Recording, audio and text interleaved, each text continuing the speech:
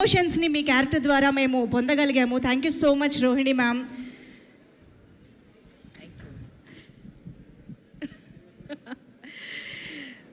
ముందుగా ఇక్కడికి విచ్చేసిన మీడియా మిత్రులందరికీ నమస్కారం. చాలా థ్యాంక్స్.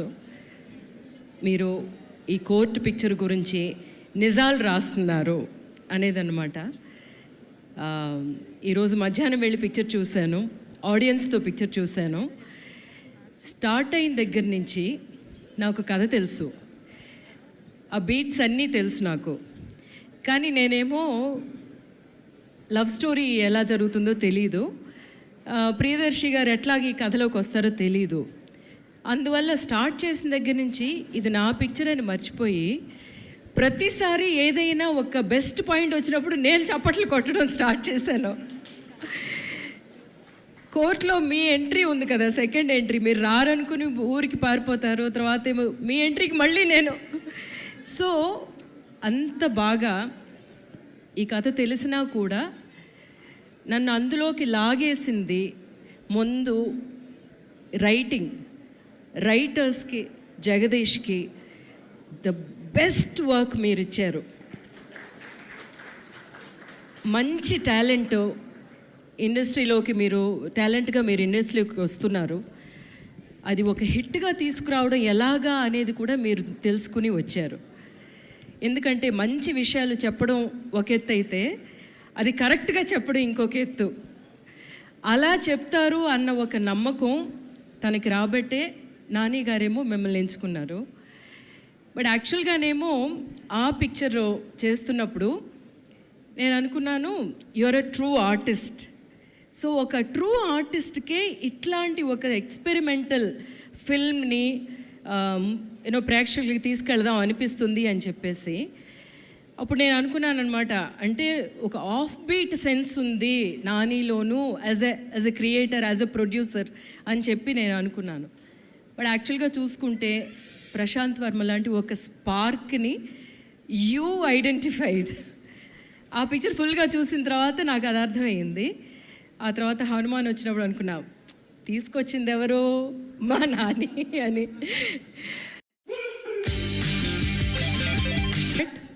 ఈ పిక్చర్ నేను కథ విన్నప్పుడు కూడా నాకేమనిపించిందంటే ఇది కూడా కొంచెం ఆఫ్ బీట్గా సెలెక్ట్ చేసుకున్నట్టున్నారు నాని అని చెప్పేసి.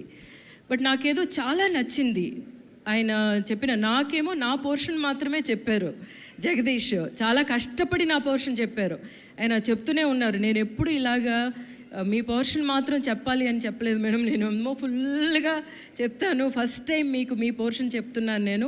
ఆ రోజు టైం లేదు మనకి కదా, అందువల్ల అందులోనే నాకు అర్థమైంది ఇది చాలా గ్రిప్పింగ్గా ఉండే ఒక స్క్రీన్ ప్లే అని అర్థమైంది.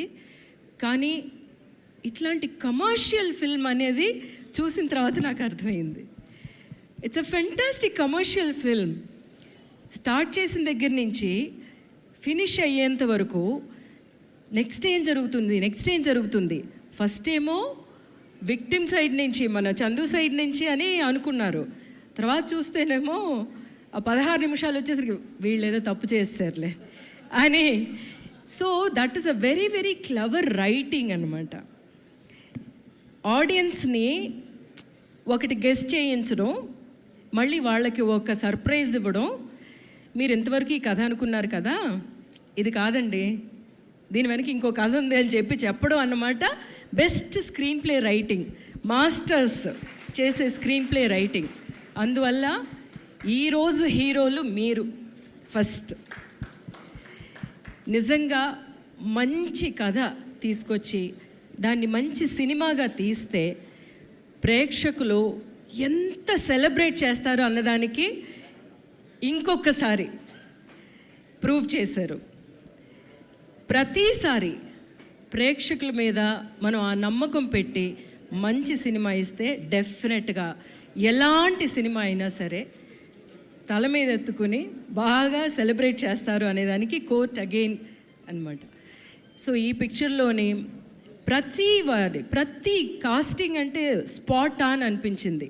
అంటే మేమందరం ఉండడం వేరు, ప్రియదర్శి గారి లహరి వెరీ నైస్ ఫేస్, ఆ ఫేస్ని ఎంపిక చేసుకున్నారు కదా, అక్కడ తను చూస్తూ ఉంటుంది. తను కూడా తనతో మనం ట్రావెల్ అవ్వాలి అంటే ఫేసెస్ చాలా ఇంపార్టెంట్. యాక్చువల్గా ఒక డైరెక్టర్కి ఫస్ట్ టూల్ ఆర్టిస్టే. అంటే ఆర్ట్ డైరెక్షన్ ఉంటుంది, సినిమాటోగ్రఫీ ఉంటుంది, మ్యూజిక్ ఆ తర్వాత ఏమైనా చేయొచ్చు, కానీ ఫస్ట్ టూల్ ఆర్టిస్ట్. ఆ ఫేస్ మనకి కరెక్ట్గా దొరకడం అంటే ఫ్రెండ్ క్యారెక్టర్ చేశారు రఘురామ్ గారు, చాలా బాగుందండి నిజంగా.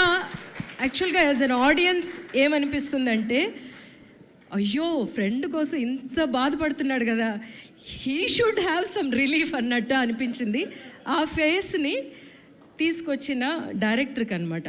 సో ఒక్కొక్క ఆర్టిస్ట్ని, ఒక్కొక్క ఫేస్ని తను సెలెక్ట్ చేసుకున్నారు. ఒక్కొక్క ఫేసు ఎలా మాట్లాడాలి, ఎక్కడ తగ్గాలి, ఎక్కడ ఎక్కించాలి అన్న దాంట్లో మాత్రం కాంప్రమైజ్ లేదు. మా మంగపతి గారికి తెలుసు ఆ విషయం. సో మంగపతి గారు క్యారెక్టర్, అదే శివాజీ గారి క్యారెక్టర్ మంగపతి ఇంత పెద్దగా అవ్వడానికి కారణం ఏంటంటే, ఎక్కడ ఆ క్యారెక్టర్ అలాగే ఉండాలి అన్నది తూచా తప్పకుండా తను డిజైన్ చేసుకున్నదనమాట. అండ్ నేనేమో అక్కడ మీరు చేసిన దానికి సార్, తర్వాత డబ్బింగ్ మీరు చేసిన విధం బ్యూటిఫుల్ అండి. The way you added that వాయిస్లో మీరు తీసుకొచ్చింది ఫెంటాస్టిక్ అండి. సో వెరీ వెరీ హ్యాపీ అండి. మీరు ఇన్ని రోజులు వెయిట్ చేసినా కూడా మంగపతితో రావడం అనేది, ఎందుకంటే ఎప్పుడు ఒక ఆర్టిస్టు చాలా ఆకలితో ఉంటారు, మనకి మంచి క్యారెక్టర్స్ పడాలి అని చెప్పి. ఇప్పటికీ నేను అలాగే ఉంటాను, అలాగే మంచి క్యారెక్టర్స్ నాకు ఇస్తున్నారు తెలుగులో అందరూ డైరెక్టర్స్ అందరూ, థ్యాంక్స్ అగైన్. అలాంటి మంచి క్యారెక్టర్స్ పడాలి అని చూస్తున్నప్పుడు ఇట్లాంటి ఒక క్యారెక్టర్తో వస్తే నెక్స్ట్ ఇంకెలా ఉంటుంది ఆలోచించండి. సో అలాగేనమాట. అదే విషయం మీ ఇద్దరికి నేను చెప్తాను. హర్ష, ఐ డెంట్ ఎక్స్పెక్ట్ ఇంత బాగా పెర్ఫామ్ చేస్తావని. నేనేదో ఆ ఒక ఏజ్లో ఒక ఇన్నసెన్సు, ఆ ప్యూరిటీ అదే ఉంటుంది అని అనుకున్నాను, కానీ you did a lovely job. అంటే రైటర్ బ్యాక్డప్ క్యారెక్టరు, దాని మీదేమో నా క్యారెక్టర్ అంతే. యాక్చువల్గా సీతారత్నం అంత బాగా వర్కౌట్ అవ్వడానికి కారణం ఏంటంటే రాసిన విధానం. నేను లేకపోయినా నన్ను అక్కడ ఒక పెద్ద విషయంగా చూపించింది, ప్రొజెక్ట్ చేశారనమాట. సో రైటర్ బ్యాక్డప్ క్యారెక్టర్ అయినా సరే you did a great job. And my జాబ్లీ, యు ఆర్ సో ప్యూర్. అసలు అట్లాగే నిష్కలంకంగా నీ మనసులో ఏమనుకున్నావు, నీ కళ్ళల్లో అదే తెలిసింది. Retain that and enjoy this moment. So మా దీప్తి దగ్గరికి వస్తే నేను చెప్తున్నాను, మా మ్యూజిక్ డైరెక్టర్ యాక్చువల్గా అమ్మో అమ్మమ్మో అనే పాట ఎంత బ్యూటిఫుల్ సాంగ్ అప్పుడు ఇచ్చారు. సో త్రూ యూ నానిగారు గాట్ హిమ్ అనేది. సో లవ్లీ అండి.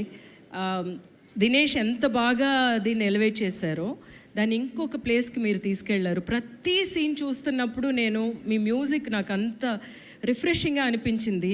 రైట్ ఫ్రమ్ ప్రియదర్శి గారి ఆ ఎపిసోడ్ నుంచి అండ్ వాళ్ళ లవ్ స్టోరీ బ్యూటిఫుల్గా ఎన్హాన్స్ చేశారు. And great work Deepthi. And I think ఇంకా మీరు డైరెక్ట్ చేసేయండి. And coming to our dear Priyadarshi, first of all congratulations. ఇంత సీరియస్ క్యారెక్టర్ మీ వల్ల పుల్ ఆఫ్ చేయగలరా అని అందరూ అనుకుని ఉంటారేమో, చాలా బాగా పుల్ ఆఫ్ చేశారు. అండ్ కోర్టు సక్సెస్కి ఎంత ఏదో మీ ప్రెజెన్సు, ఎందుకంటే మీ మీద చాలా జాలి రావాలి ఫస్ట్, అలాగా ఉన్నారు. యాక్చువల్గానేమో పిక్చర్ చూస్తున్నప్పుడు మధ్యలోని మెడ్రాస్ నుంచి కాల్ వచ్చింది నాకు. అట్లీ డైరెక్షన్ టీం నుంచి ఫోన్ చేసి అన్నారు, ma'am what a movie ma'am అని ప్రియదర్శి గారి గురించి చెప్పారు. ఆయన బాడీ లాంగ్వేజు బిగినింగ్ ఎలా ఉంది, కొంచెం ఎలా మారింది అని వాళ్ళ డైరెక్షన్ టీం నుంచి చెప్తున్నారంటే గ్రేట్ వర్క్. అండ్ ప్రతిసారి తెలుగు ప్రేక్షకులు ఎట్లాంటి మంచి పిక్చర్స్ మీరు ఎట్లాగా ప్రోత్సహిస్తున్నారని చూస్తున్నప్పుడు చాలా చాలా చాలా అభిమానంగా ఉంటుంది, చాలా గర్వంగా ఉంటుంది. లాస్ట్కేమో నేను చాలా జోక్గా అన్నానన్నమాట, బాహుబలిలోనేమో మా ప్రభాస్ని కొడతాను గలింది ఒక్కదే, వాళ్ళ అమ్మ ఒక్కతే శివలింగం తీస్తున్నప్పుడు. అలాగేనేమో అలా మొదలైందిలోని నేను ఏదో అంటే నన్ను రేవతి అని ఏదో తిడతాడు నాని, తిడితే నేనేమో ఏదో తీసుకుని కొడతానమాట. అది అంత బాగా ఎంజాయ్ చేసినట్టే, కానీ లాస్ట్ స్లాప్ మాత్రం సార్ ఇట్ ఇరప్టెడ్ అనమాట. And thank you for letting that happen. ఒక ప్లేస్లో ఉన్న ఆర్టిస్టు ఏంటి నన్ను ఎందుకు ఇట్లాగా అని అనొచ్చు, కానీ ఆయన సబ్జెక్ట్కి అంత ఇంపార్టెన్స్ ఇచ్చినందువల్ల ఈ సబ్జెక్ట్ ఇట్లాగే ఫినిష్ అవ్వాలి అని ఆయన నమ్మినందువల్లే ఆ ఒక పాయింట్ దొరికింది, ఆ ఒక హై మొమెంట్ ప్రేక్షకులకి అది చాలా పెద్ద మొమెంట్గా ఇవ్వగలిగారు. So thank you for accepting that Shivaji గారు. అండ్ ఒక్కొక్కసారి ఒక్కొక్క పిక్చర్ రిలీజ్ అవుతున్నప్పుడు నేనేమో అంటున్నాను కదా ఇంకొక బ్లాక్ బస్టర్తో కలుస్తాము అని చెప్పి, అలాగే చెప్పినట్టే ఇంకొక బ్లాక్ బస్టర్తో మిమ్మల్ని కలిశాను. So thank you so much for this love again. Super ma'am, thank you so much. Thank you. And yes